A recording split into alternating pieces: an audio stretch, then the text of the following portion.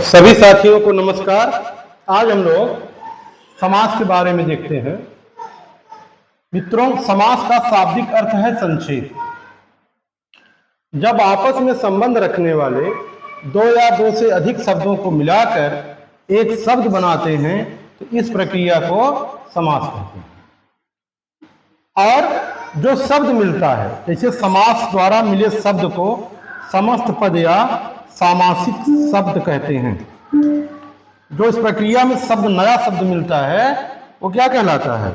सामासिक शब्द या समस्त पद कहलाता है। जैसे देश के लिए भक्ति, ये हो गई देशभक्ति। आगे चलते हैं। जैसे विधि के अनुसार, यथा विधि, ये हमारा सामासिक शब्द हुआ। समास विग्रह साथियों, जब हम समस्त पद को खंड करके उसको फिर से अलग अलग दिखाते हैं, इस प्रक्रिया को हम समास विग्रह कहते हैं। जैसे रसोई घर, ये क्या होगा? रसोई के लिए घर। गंगा जल, गंगा का जल, ये हमारा सामासिक शब्द हो गया, ये उसका विग्रह हो गया। समास रचना में प्रायः दो शब्द होते हैं, पूर्व पद और उत्तर पद। इसमें जो पहले वाला पद होता है वो पूर्व पद कहलाता है, बाद वाला पद उत्तर पद कहलाता है। जैसे गंगा जल में, ये गंगा क्या है? पूर्व पद हो जाएगा और ये जल उत्तर पद हो जाएगा। यहाँ पुस्तक पूर्व पद हो जाएगी, आलय उत्तर पद हो जाएगा। समास के भेद साथियों, समास के 6 भेद हैं। अव्ययी भाव समास, तत्पुरुष समास, कर्मधारय समास, द्विग समास, द्वंद्व समास और बहुव्रीहि समास। अब हम लोग देखते हैं अव्ययी भाव समास। अव्ययी भाव समास में मित्रों, एक बार ठीक से अगर आप समझ लेंगे तो हमेशा के लिए आपको समझने से छुटकारा मिल जाएगा। देखिए, इसमें पहला पद अव्यय होता है और दूसरा पद संज्ञा होता है। इस समास में पूर्व पद प्रधान होता है और वह पूर्व पद क्या होता है? अव्यय होता है, और पूरा मिलकर के समस्त पद अव्यय बन जाता है। शब्दों की आवृत्ति से बना अव्यय पद भी अव्ययी भाव समास कहलाता है। जैसे दिन दिन, प्रतिदिन, रातों रात, ये सब क्या हो जाएंगे? अव्ययी भाव समास हो जाएंगे। यथाशक्ति, शक्ति के अनुसार। आजन्म, जन्म भर, ये देखिए यहां पे भर अव्यय है। भर पेट, पेट भर कर। प्रत, यथा, आ, भर, आदि जो है इस उदाहरणों में क्या है? अव्यय है। जैसे आमरण है, मरण कर। उपगंगा, गंगा के समीप। रातों रात, रात ही रात में। यथा समय, समय के अनुसार। बेशक, शक के बिना। आजीवन, धीरे धीरे। यथास्थान, सारे जो है अव्ययी भाव समास के उदाहरण है। ये हम देखते हैं जब पूर्व पद संज्ञा, दूसरा पद अव्यय है। इसमें मुख्य रूप से देखिए अर्थ, अनुसार, भार, पूर्वक, इन अव्ययों को देखेंगे आप। जैसे देखिए अर्थ से सेवार्थ, सेवा के लिए। ज्ञानार्थ, ज्ञान के लिए। धर्मार्थ, धर्म के लिए। उपयोगार्थ, उपयोग के लिए। कथनानुसार, कथन के अनुसार। धर्मानुसार, धर्म के अनुसार। नियमानुसार, नियम के अनुसार। योग्यतानुसार, योग्यता के अनुसार। भर में आ जाइए। जीवन भर मीन्स पूरा जीवन। वर्ष भर, पूरा वर्ष। दिन भर, पूरा दिन। रात भर, पूरी रात। सप्ताह भर, पूरे सप्ताह। उम्र भर, पूरी उम्र। पूर्वक से, ध्यान पूर्वक, कृपा पूर्वक, कुशलता पूर्वक। ध्यान के साथ, कृपा के साथ, कुशलता के साथ, ये सारे क्या है? हमारे अव्ययी भाव समास है। उपरांत अव्यय भी देखिए काम करता है कितना अच्छा। विवाहोपरांत, विवाह के उपरांत। जन्मोपरांत, जन्म के उपरांत। मृत्युपरांत, मृत्यु के उपरांत। और कई शब्दों के मध्य में अगर म है, ही है, न है, वो भी अव्ययी भाव समास होते हैं। जैसे भागम भाग, काम ही काम, नाम ही नाम, केवल नाम, केवल काम, कभी न कभी, कुछ न कुछ।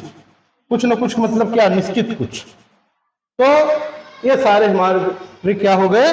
अव्ययी भाव समास के उदाहरण हो गए साथियों। अब हम लोग तत्पुरुष समास, जिस समास में उत्तर पद प्रधान होता है। उत्तर पद माने साथियों दूसरा पद, और दोनों पदों के बीच में आने वाले परसर्गों, परसर्गों मीन्स विभक्ति चिन्ह, कारक का लोप होता है। कर्म कारक से अधिकरण तक कारक चिन्ह नजर आए तो तत्पुरुष समास होता है। जैसे राजा पुत्र, राज का पुत्र। राजा, राजपुत्र, राजा का पुत्र। एक हस्ती तत्पुरुष है। नेत्रहीन, नेत्र से हीन, ये पंचमी या अपादान है। पथभ्रष्ट, पथ से भ्रष्ट, ये भी पंचमी है। आप बीती, आप पर बीती, ये सप्तमी तत्पुरुष है। तो साथियों, जिस समास में उत्तर पद प्रधान होता है, परसर्गों का लोप होता है, कर्म कारक से लेकर के अधिकरण कारक तक चिन्ह नजर आए, तो वो तत्पुरुष समास होता है। यह है हमारा कर्म तत्पुरुष या द्वितीय तत्पुरुष। जैसे कर्म कारक चिन्ह क्या होता है, का होता है। देखिए, पाकिट मार, पाकिट को मारने वाला। कर्म कारक का चिन्ह क्या होता है, कर्ता ने कर्म को होता है। साथियों, सारी हमने का बोल दिया। चिड़ी मार, चिड़ियों को मारने वाला। गृहागत, गृह को आगत। स्वर्ग प्राप्त, स्वर्ग को प्राप्त। गगन चुम्मी, गगन को स्पर्श करने वाला। यह है कर्म तत्पुरुष। कर्म तत्पुरुष का चिन्ह क्या होता है, से या द्वारा। रस भरा, रस से भरा। तुलसी कृत, तुलसी द्वारा कृत। शोकग्रस्त, शोक से ग्रस्त। रोगग्रस्त, रोग से ग्रस्त। प्रेम सिक्त, प्रेम में सिक्त। जल सिक्त, जल से सिक्त। करुणा पूर्ण, करुणा से पूर्ण।